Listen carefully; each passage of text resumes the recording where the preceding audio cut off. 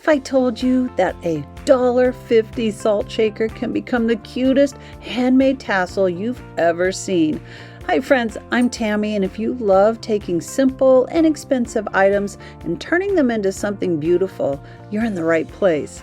Today I'm showing you how I transform these adorable little shakers along with ribbon scraps, lace, yarns, and turn them into whimsical tassel treasures you can hang on your tree, your journals, your gifts, or anywhere you want a touch of creative magic. So grab your prettiest trims and let's turn chaos into beauty together. This tiny little salt shaker is going to be transformed from this to this, a tassel with embellishments. We've got dangles on here, some beading. This fun tassel you can hang on your Christmas tree, on a door handle, on a knob, anywhere you'd like, maybe under a plant that's hanging. These are a really fun way to decorate a Christmas package. So many uses for this little tiny salt shaker. Let me show you how it goes. First, I have quite a few ribbons and yarns. I have a box of satin ribbons as well. So many things you can use. I have charms. I have bells we can add to embellish. Do you have beads? So many great things. So I'm taking out my reds and white. I've got a baker's twine. Let's see.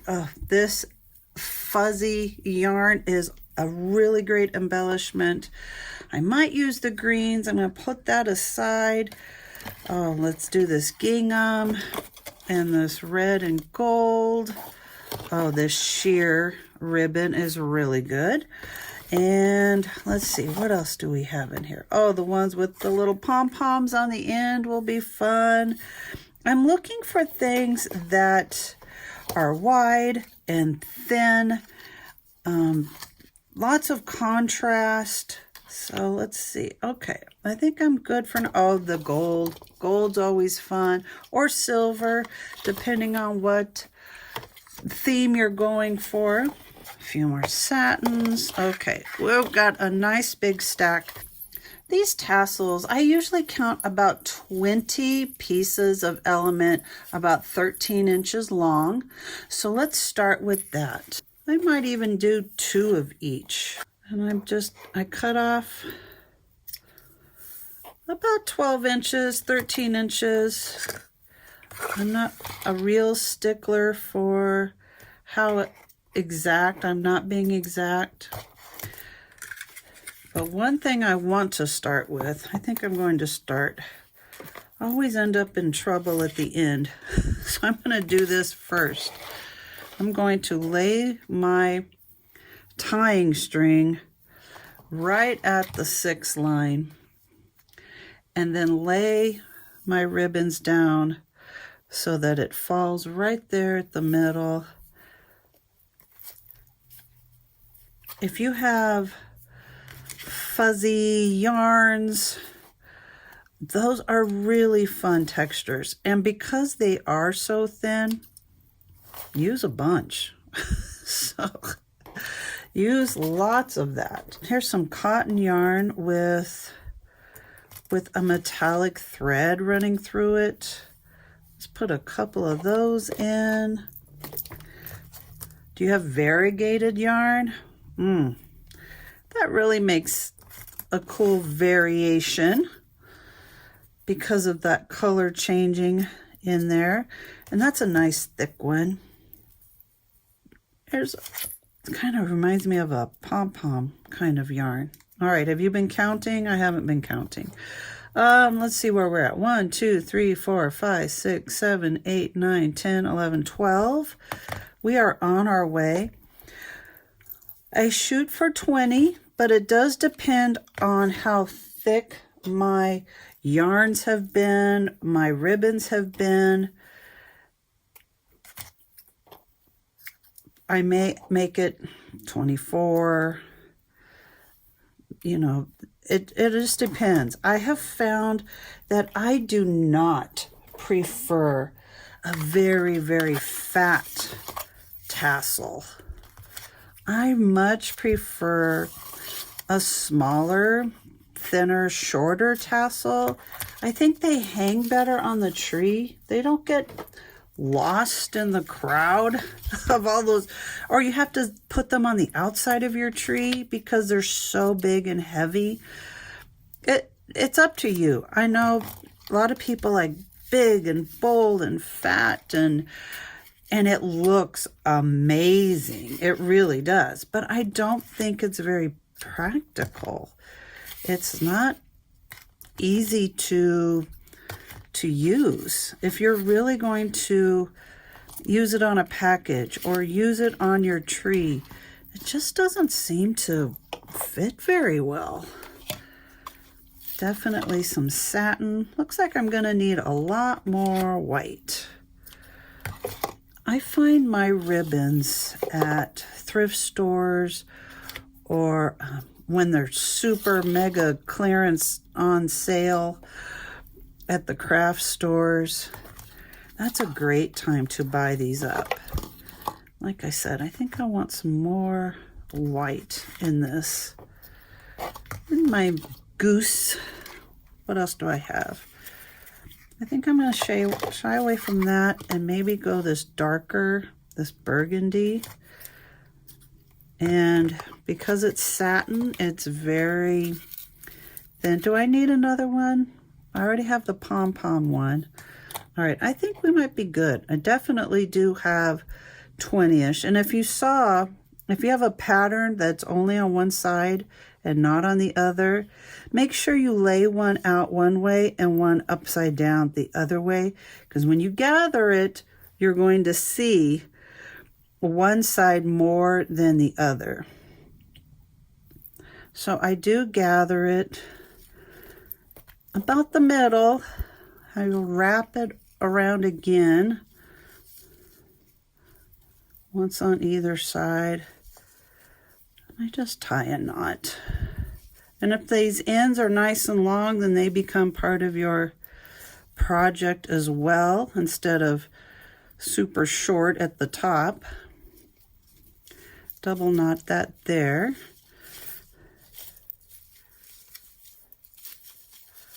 How's this flowing? You know, that's pretty. That's pretty nice and thick. Oh, I'm glad I had a long tail. That was something I wanted to make sure that I had, so I can add a charm or two. So that's perfect. That's going to work out well. Now, to decide on your wire, you could go silver, you could go gold. Let's see. These wires, it's a 24 gauge, and I make it about 16 inches as well. It's such a thin gauge. I just snip it with my scissors. Of course, these are very crafty scissors. They are not high-end at all. That might even be a pair from the dollar store. This one was called floral ribbon, or I'm sorry, floral wire. Now, make sure this is nice and fluffy, full. Divide it in half. I've bent my wire just so I can find the middle, trying to make my ends match. Sometimes when I'm done, they don't match very well, but it's all good. It's all okay. So I've got it here at the top, and I'm going to wrap around again. Once one way, and then the other one goes the other way. Now, if you have some wire tools, it kind of saves your hands. I have broken the wire before. It is not a super heavy gauge, so over twisting, over pulling could make that wire snap. Now, the hardest part of this whole project is moving your wire up this distance from the bottom. So do your best. What's the rule in your family? Do your salt shakers have 2 holes or do your salt shakers have 3? The rule, let's see, I'm almost there. The rule in my family is salt shakers have 2 holes. One, because salt flows so easily, it's easy to over salt something. And to try to reduce that, we use the shaker with the 2 holes. And I've met more people that say, hey, we like 3 holes for our salt because we do like a lot of salt. So I'm twisting this here at the base. And mind you, my beading technique is not all that. So bear with me. If you are a beading guru, oh, please give me some advice. I would love to hear how you do this, because I am not savvy with how I do it. I just go for it. So I'm going to take some time. I'll probably speed this video up as I'm layering up my beads up here. We'll tie it off and you'll have a hook to hang your tassel.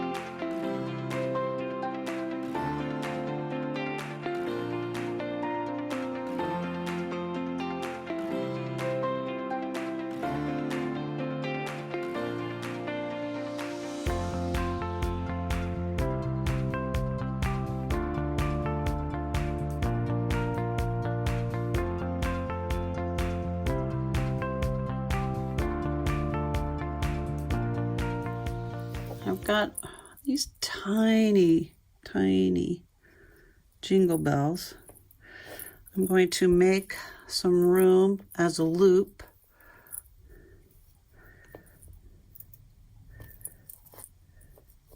Let's see here. There we go.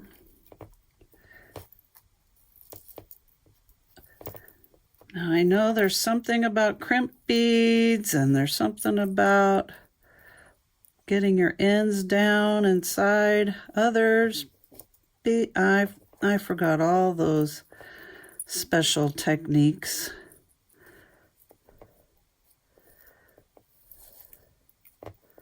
So bear with me on this. But I just thought I want to have a hanger. And you could do ribbon. You could add a ribbon.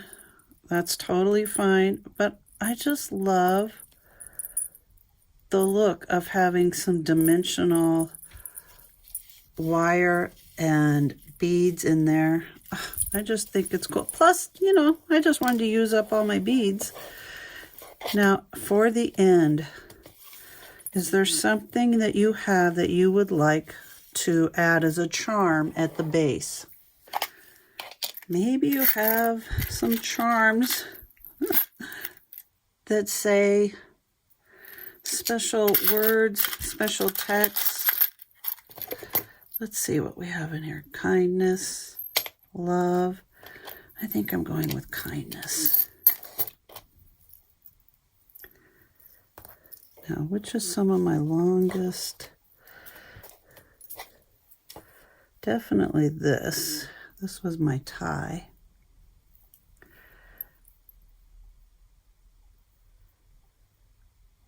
I'm going to try to get this in without tools, okay?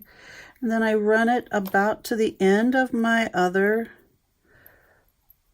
right? I want it to hang below. So that's my one tip for that. And I'm just knot the end so that it's not going anywhere. You could always glue it, glue that knot so it's not coming undone anytime soon. Now, I am not a professional knot tyer either, but I think this is a cool way of adding a personal touch. Maybe you have someone's initials that you want to add. Ooh, he's really hidden in there, isn't he? We could always add a bell at the end. I love how sometimes my tassels will jingle. Ooh, that's tiny. I may need a jump ring on there.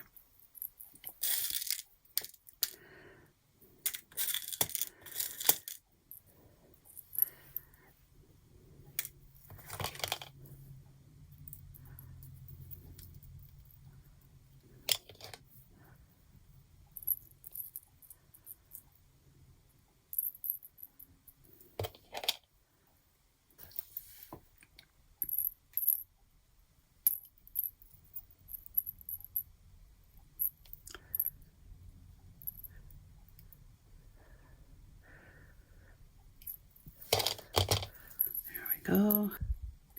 At least that gives me a little larger area to work with, right? And I think I might even just glue this because it is.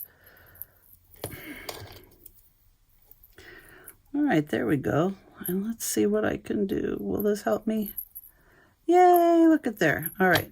So this is a much shorter end to work with. So I think I may add some glue on here just to make sure that knot doesn't go anywhere. I'm going to use my fabric fix. My fabric fix, I think it's fairly fast drying, so I really like that about it. Of course, I'm running out. I'm towards the end of my bottle. Getting it down into the nozzle.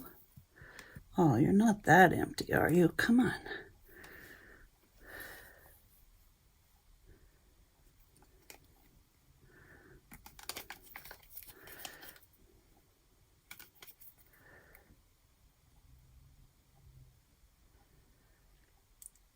It dries very clear, and it's not particularly stiff or harsh. In fact, I can run my end up along that. Oh, I'm holding it in place. I'm holding it in place. Because now once you get that glue in there, look, it's already starting to ooze out. So wrap that up and just give that half a minute to dry.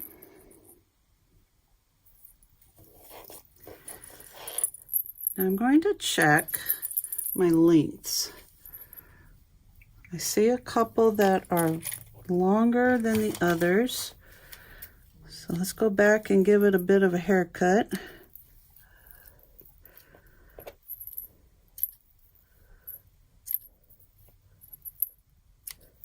How's that? You hear that tinkle? I love that tinkle. I love it. And I just wanted to make sure I could see my charms. There they are down there. Okay. One fancy tassel salt shaker that you can use on your tree, on your door, on a wreath, on a package. Oh, it's so adorable. Thank you for staying with me as we made our fancy Tassel Treasures today. I hope you were inspired to make your own. And if you would love to see more of this type of content, give this video a like, leave me a comment, ask any questions, follow my page. I love to hear from you and what you thought of this project. Do you have any more ideas on how you can use these tassel treasures? I'm so glad you could join me today. I want you all to have a great day.